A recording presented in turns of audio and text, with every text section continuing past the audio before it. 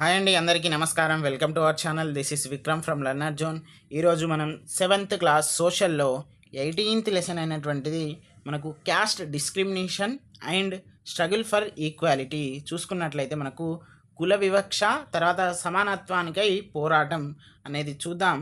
మనకు ఇక్కడ చూసుకున్నట్లయితే మనము ఓన్లీ ఇంగ్లీష్ మీడియం అలాగే మనకు 8th క్లాస్ వరకు మనం చెప్తున్నాము. ప్రతి ఒక్క సబ్జెక్ట్ తెలుగు కానివ్వండి, సైన్స్ కానివ్వండి, అలాగే సోషల్ మనం డిఎస్సి వరకు మీకు ఈ క్లాసెస్ అనేవి కంటిన్యూస్గా ఉంటాయి.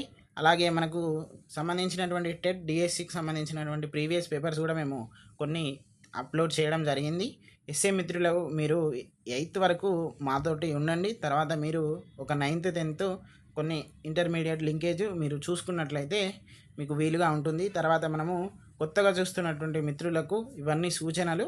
అలాగే మనకు వాట్సాప్ ఛానల్ అలాగే వాట్సాప్ గ్రూప్ ఉంది. దానికి సంబంధించిన లింక్ నేను కామెంట్ బాక్స్లో ఇస్తాను, మీరు దాంట్లో జాయిన్ అవ్వగలరు. ఓకే, మనం ఇంకో కొన్ని చూసినట్టు ఇప్పుడు ఇంట్రడక్షన్ చూద్దాం.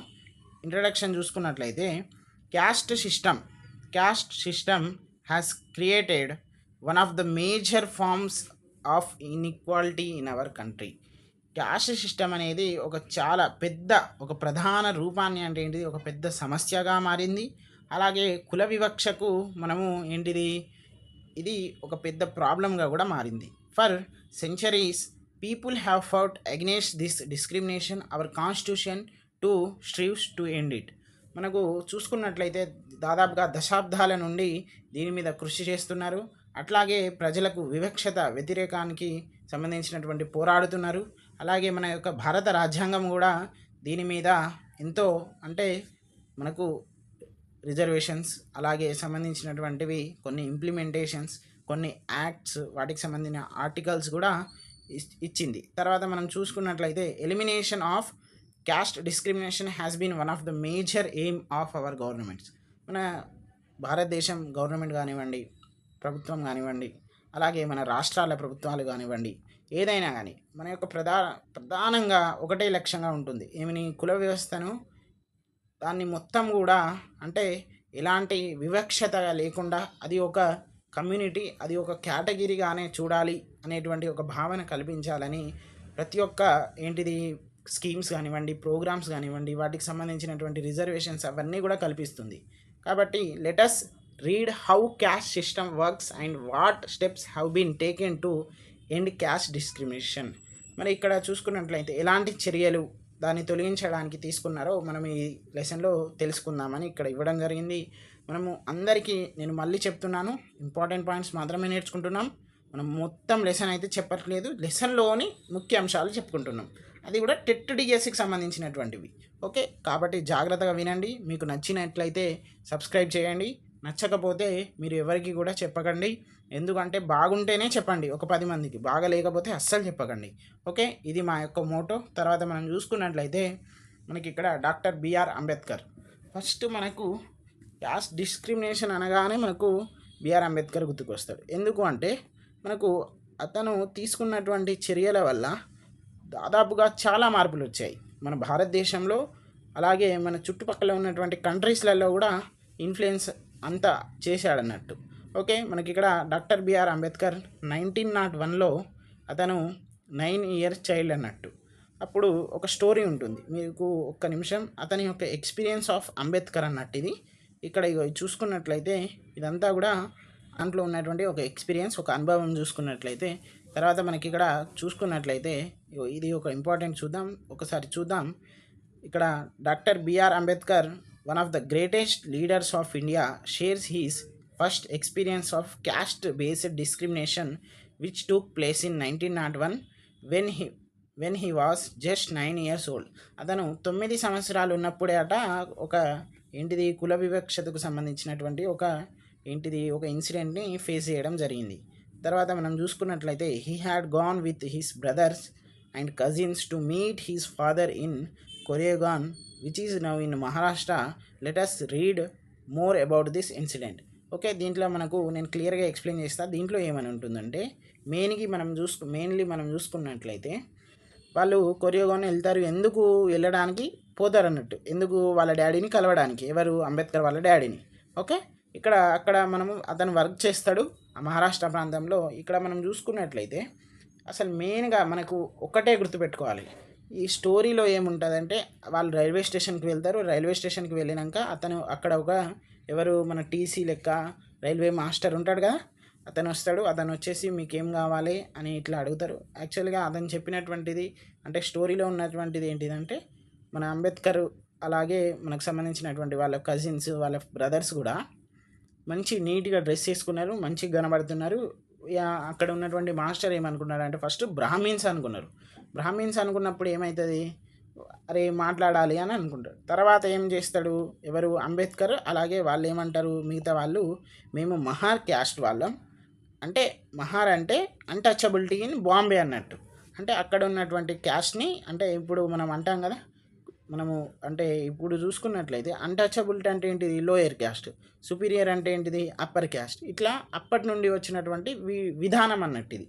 ఓకే, అంటే మహార్ క్యాస్ట్ అంటేనే ఇక అంటరాని వాళ్ళు అనుకొని ఇప్పటిదాకా మంచిగా మాట్లాడినటువంటి మాస్టరు ఒకటేసారి ఆశ్చర్యపడి అరే ఏదో అని ఫీల్ అయ్యి పక్కన వెళ్ళిపోయింది. అంతలోపే వీళ్ళు కూడా పక్కన వచ్చేసారు. తర్వాత రాత్రి దాకా వీళ్ళు పోయి రాత్రి వరకు అక్కడనే వెయిట్ చేయడం జరిగింది. అక్కడనే మళ్ళీ మాస్టర్ వచ్చిండు, ఆయన మంచోడు ఉన్నట్టున్నాడు. ఆయన వచ్చేసి మరి మీకు ఏం కావాలి, మీరు ఎట్లా ఏంటిది అని అడిగితే మేము మా నాన్నకు దగ్గరికి పోవాలి ఇట్లా ఇట్లా అని అంటే, తర్వాత ఎడ్ల బండులు ఏమైనా ఉంటాయా అని అంటే అక్కడ ఎడ్ల బండిల దగ్గరికి పోతారు. బుల్లకార్డ్స్ దగ్గర వెళ్ళిపోయినప్పుడు వాళ్ళకి కిరాయి తోటి ఉంటుంది కదా, ఇప్పుడు మనకు రిక్షా ఆటో ఇప్పుడు వస్తున్నాయి కదా, సేమ్ అట్లనే అప్పుడు అట్లా ఉండేటి. వాళ్ళు మహర్ క్యాస్ట్ అనగానే వాళ్ళకు ఎవరు కూడా ఎక్కించుకోరు అన్నట్టు, ఎవరు కూడా నో నో అని అంటారు, పోండి పోండి అని అంటారు. తర్వాత మళ్ళీ వాళ్ళు డబుల్ పైసలు అంటే రూపాయికి 2 రూపాయలు ఇస్తా అన్నా కూడా ఎక్కించుకోరు. సో ఇలాంటి ఒక ఇన్సిడెంట్ అతనికి చాలా బాధ కలిగించింది. కాబట్టి మెల్లమెల్లగా అంబేద్కర్ ఎలాంటి స్థాయికి చేరారో మీ అందరికీ తెలుసు. చైర్పర్సన్ ఆఫ్ డ్రాఫ్టింగ్ కమిటీ, అలాగే first union law minister of India. Okay, కాబట్టి ఇలాంటి మన యొక్క ఇన్స్పిరేషనల్ మనం కూడా తీసుకోవాలి. అంటే ఏదైనా కానివ్వండి, అది క్యాస్ట్ డిస్క్రిమినేషన్ అని అది కాకుండా మనము ఏదైనా ఎవరినైనా కానీ మన ఫ్రెండ్స్లలో ఉండే వాళ్ళు కూడా క్యాస్ట్ అనేది మనం ఎప్పుడు కూడా చూడొద్దు. క్యాస్ట్ ఏంటిదండి, నీకు కోసిన గదే రక్తం వెళ్తుంది, నాకు కోసిన గదే రక్తం వెళ్తుంది, నువ్వు తినేది గదే అన్నం, నేను తినేది గదే అన్నం, అంతే కదా. సో అలాంటి ఉద్దేశాలతోటి ఉండండి. ఓకే, మనం నెక్స్ట్ ఓం ప్రకాష్ వాల్మీకి చూద్దాం. Famous Dalit writer. ఇతని యొక్క ఆటోబయోగ్రఫీలో జోతాన్లో ఇతను రాసుకున్నటువంటి ఒక ఇన్సిడెంట్ మనం ఇప్పుడు తెలుసుకుందాం. కొంచెం మీకు స్టోరీగా అనిపించవచ్చు, but it is very important కాబట్టి నేను చెప్పడం జరుగుతుంది. ఒకసారి వినండి. మనకు ఇక్కడ మెయిన్లీ మనము నార్మల్గా హైలైట్గా చూసుకున్నట్లయితే సిట్ అవే ఫ్రమ్ అదర్స్ అంటే ఏంటిది, మనకు అక్కడ చూసుకున్నట్లయితే ఆ ఉపాధ్యాయుడు ఉంటాడు ఒకరు. ఉపాధ్యాయుడు ఏం చేస్తారంటే మనకు ఓం ప్రకాష్ గారు ఉంటారు కదా, అతనికి మన క్లాస్ రూమ్లలో కూర్చోబెట్టనియకుండా బయట కూర్చోబెడతాడు. ఒక్కొక్కసారి లాస్ట్ కూర్చోబెడతాడు, అదొకటి. తర్వాత మనకు ఒకరోజు ఏం చేస్తాడు ఇన్సిడెంట్ అయితే, అతను అక్కడ ఉన్నటువంటి స్కూల్ గ్రౌండ్ అంతా కూడా ఉడమంటాడు, అంటే చీపుడుతోటి పట్టుకొని ఉడమంటాడు. వాళ్ళ ఫ్రెండ్స్ అందరు కూడా చదువుకొని ఉంటుంటే స్టూడెంట్స్ అందరు కూడా తర్వాత వాళ్ళు నవ్వుతారు. ఇట్లా కొంచెం ఇన్సల్ట్గా ఫీల్ అవుతుంది అన్నట్టు ఎవరికి, ఓం ప్రకాష్ గారికి. ఒకరోజు ఏమవుతుంది, వాళ్ళ డాడీ వస్తాడు. వాళ్ళ డాడీ అంటే ఆ తవ్వకుండా పోతుంటే ఏమవుతుంది, అతను చూస్తాడు. చూసి అంటే ఇప్పుడు ఏ తండ్రికైనా కొడుకుని అట్లా చూస్తా అంటే ఎవరు ఊరుకోరు కదా. ఏ కులం అనేది మనం పెట్టుకున్నది, ఎప్పుడు నుండి వచ్చింది, ఇగో ఈ బ్రాహ్మణ క్షత్రియ వైశ్య శూద్ర నుండి వచ్చింది. ముందు కులాలు ఉండేవా, లేవు కదా. సో అతను ఏం చేస్తాడు, ఓం ప్రకాష్ గారిని లాగి అంటే తీసుకోపోతాడు, ఎవరు వాళ్ళ ఫాదర్. అప్పుడు ఉపాధ్యాయుడు కూడా ఉంటాడు అక్కడ. నువ్వు ఉపాధ్యాయుడు కాబట్టి బతికిపోయినావు, లేకపోతే నీకేం చేయలేకపోతానా అని గుర్తుపెట్టుకో అని, ఓం ప్రకాష్ని గుర్తుపెట్టుకో అని చెప్పేసి వెళ్ళిపోతాడు. ఇది స్టోరీ చూడండి. అతను అంత ఇన్సల్ట్ చేయడం వల్ల అతనికి ఎంత మనం అంటే ఎవరికైనా కూడా ఉంటుంది కదండి సెల్ఫ్ రెస్పెక్ట్. కాబట్టి చూడండి, ఒక దళిత్ రైటర్ అయిండు, తర్వాత ఆటోబయోగ్రఫీ రాసిండు, ఈరోజు ఒక 10 మందికి ఒక ఇన్స్పిరేషన్గా నిలిచిండు. కాబట్టి ఎవరిని కూడా మనము ఇన్సల్ట్ చేయొద్దు, ఎవరిని కూడా తక్కువ అంచనా వెయ్యొద్దు. కాబట్టి మనం అందరినీ రెస్పెక్ట్ చేయాలి, అందరితోటి కలిసిమెలిసి ఉండాలి. ఓకే, మనకి ఇక్కడ వర్ణ సిస్టమ్ చూద్దాం. వర్ణాస్ ఎక్కడ నుండి వేదిక్ పీరియడ్ నుండి వచ్చినాయి. ఇక్కడ మనం చూసుకున్నట్లయితే ఎన్ని వర్ణాస్ ఉన్నాయి? 4. ఓకే, మనం 4 వర్ణాస్ చూసుకున్నట్లయితే ఫస్ట్ ఎవరు? బ్రాహ్మణ, తర్వాత క్షత్రియ, తర్వాత వైశ్య, తర్వాత శూద్ర. ఓకే, ఇవన్నీ కూడా మళ్ళీ నెక్స్ట్ ఇంకొకరి గురించి నేర్చుకుందాం, బిఎస్ వెంకట్రావు. ఇతని గురించే మనకు మ్యాక్సిమం ఎండింగ్ వరకు ఇతని గురించే ఉంటుంది. ఇతను బిఎస్ వెంకట్రావు మనకు 1896 నుండి 1953. అలాగే బాతుల వెంకట్రావు అని కూడా మనం అంటాము. ఇతను 9th క్లాస్, ఎప్పుడు 9th క్లాస్ చదువుకున్నప్పుడు గాస్ మండి అంటే ఇప్పుడు ఉన్నటువంటి హైదరాబాద్లోనే, దాన్ని మనము ఆదినగర్ అని అంటున్నాము. ఇతను పాపులర్లీ ఏంటి రావు సాహెబ్ అని పిలుస్తారు. అంటే అతను ఎక్కువగా తెలుసు. ఎవరు? వాళ్ళ డాడీ అంటే వాళ్ళ యొక్క ఫాదర్ ఏంటిది? బాదుల సాయన్న. ఓకే, మనం ఇక్కడ ఒకసారి ఇంగ్లీష్లో కూడా రాద్దాం. దీంట్లో కొందరు మిత్రులు ఉన్నారు. సాధన్న. ఓకే, ఈ బాదుల సాధన్న అతని మన ఫాదర్. ఓకే, అతను ఇప్పుడు మన స్కల్ప్చర్గా ముందు యాక్చువల్లీ బాతుల వెంకట్రావు అనే వ్యక్తి ఎవరు? ఇప్పుడు ఈయన ఉన్నారు కదా, ఇతను నిజాంలో వన్ ఆఫ్ ద మంచి ఒక పొజిషన్కి వస్తాడు. ఆయన రాకముందు పూణేలో ఇతను ఒక స్కల్ప్చర్ అంటే ఏంటిది? మన శిల్పి అన్నట్టు. తర్వాత మన బాతుల వెంకట్రావు గారికి ఏంటిది? ఇంగ్లీష్ వస్తుంది, ఉర్దూ వస్తుంది, పర్షియన్ వస్తుంది, మరాఠీ వస్తుంది, అండ్ లిటిల్ బిట్ తెలుగు కూడా వస్తుంది. ఇట్లా ఉంటుంది అన్నట్టు అతనికి వచ్చినటువంటి లాంగ్వేజెస్. తర్వాత ఆది ద్రావిడ సంఘం అనేది 1992లో ఏర్పాటు చేస్తారు. తర్వాత దానికి సహకరించినటువంటి వారు ఎవరు? మనకు ఎం గోవిందరాజులు, ఎం వెంకటస్వామి. తర్వాత మనం చూసుకున్నట్లయితే 2 aims తోటి స్థాపిస్తారు. అంటే అది ప్రోగ్రామ్ అనేది జరుగుతుంది. ఇక్కడ చూసుకున్నట్లయితే ఆ సంఘంలో ఏం అంటే మన ఆబ్జెక్టివ్ అంటే లక్ష్యం ఏంటిదంటే abolition of devadasi system, unity among Dalits అనేది 2 aims అన్నట్టు. మనకు క్వశ్చన్ ఎట్లా రావచ్చు అంటే which of the following is not of ఏంటిది? నాట్ ఎయిమ్ ఆఫ్ ఆది ద్రావిడ సంఘం అంటారు. లేకపోతే which of the following of ఏంటిది? ఏబి లేకపోతే బీసీ ఇట్లా ఇవ్వచ్చు. కాకపోతే మంచిగా మీరు ఒకసారి చూడాలి.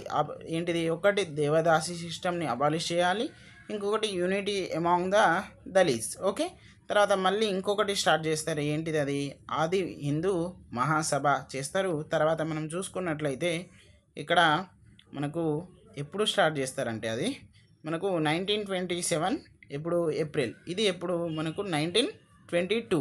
ఓకే, సంఘం ఆది ద్రావిడ సంఘం 1922. ఆది హిందూ మహాసభ ఎప్పుడు? 1927. ఓకే, మళ్ళీ నెక్స్ట్ ఇంకొకటి మనకు చదువుకున్న వాళ్ళు, అలాగే మనకు ఎవరు? అంటరానితనానికి సంబంధించినటువంటి దానికి చైతన్యం కలిగించాలని పూణేలో మనకు యూత్ లీగ్ ఆఫ్ అంబేద్కరిట్స్ అనేటువంటిది ఒకటి స్టార్ట్ చేస్తారు. ఇది మనకు ఎడ్యుకేటెడ్ దళిత్ యూత్ అనే వాళ్ళు ఏం చేయాలి? ఎక్స్ప్లోర్ దేర్ క్యాస్ట్ అవేర్నెస్ అనేది చేయాలి. అంటే ఏంటిది? చైతన్యం తీసుకురావాలి. తర్వాత మనకు ఇప్పుడు ఏదైతే ఉందో మనకు యూత్ లీగ్ ఆఫ్ అంబేద్కరిట్స్, అది అంటే వెళ్తా అంటే ఏమవుతుంది? నేమ్స్ అనేది చేంజ్ అవుతుంది. Hyderabad state depressed classes association అని అవుతుంది. వెనుకబడిన తరగతులు హైదరాబాద్కి సంబంధించినటువంటి సంఘం అని ఏర్పడుతుంది. ఇప్పుడు మనం ఇక్కడ చూసుకున్నట్లయితే ఇక్కడ ఇంకొకటి ఉంటుంది. ఏంటిది? వీళ్ళు constructed houses and library in Gashmandi. వీళ్ళు ఏం చేస్తారు? వాళ్ళ ఇల్లులు అలాగే ఒక లైబ్రరీని కూడా కన్స్ట్రక్ట్ చేస్తారు గష్మండిలో. మనం ఫస్ట్ చూసినాం కదా గష్మండి ఎక్కడ? మన బిఎస్ వెంకట్రావు గారి దగ్గరది, అక్కడ జన్మస్థలం అని అన్నాం కదా అక్కడ. తర్వాత దాన్నే ఇప్పుడు ఏమంటారంటే ఆదినగర్ అని అంటారు. ఓకే, తర్వాత సపరేట్గా ఎవరు కూడా టెంపుల్స్లలో రాణిస్తలేరు కదా, అప్పుడు ఏంటిది?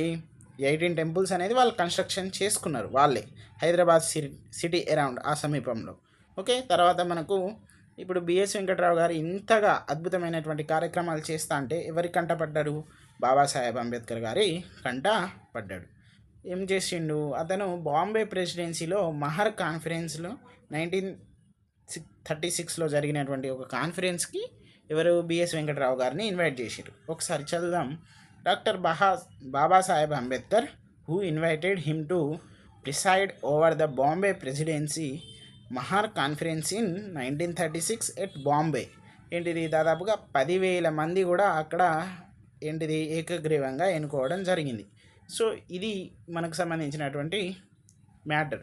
తర్వాత నెక్స్ట్ ఇంకొకటి సెషన్లో చూసుకున్నట్లయితే స్లైడ్లో మనకు on 1 April 1947 Hyderabad assembly debated on the resolution moved by the Palayam Pillai. అంటే ఇది నార్మల్గా మన భాషలో మాట్లాడుకున్నట్లయితే అసెంబ్లీ సమావేశాలు జరుగుతాయి కదా, అప్పుడు ఏప్రిల్ 1, 1947లో ఏంటిది ఇక్కడ పలయం పిల్లై అనేటువంటి వాళ్ళు ఏం చేస్తారు, మనకు ఎవరిని ఇప్పుడు అక్కడ కౌన్సిల్ ఉంటుంది కదా, వాళ్ళని అంటే అధ్యక్షుని అంటే అక్కడ ఉన్నటువంటి వాళ్ళను ఆ అసెంబ్లీలో ఏమని దాదాపుగా 20 lakhs 20 లక్షల రూపాయలు మన వెనుకబడిన తరగతుల వాళ్లకు మంజూరు చేయాలి అనేది చూస్తారు.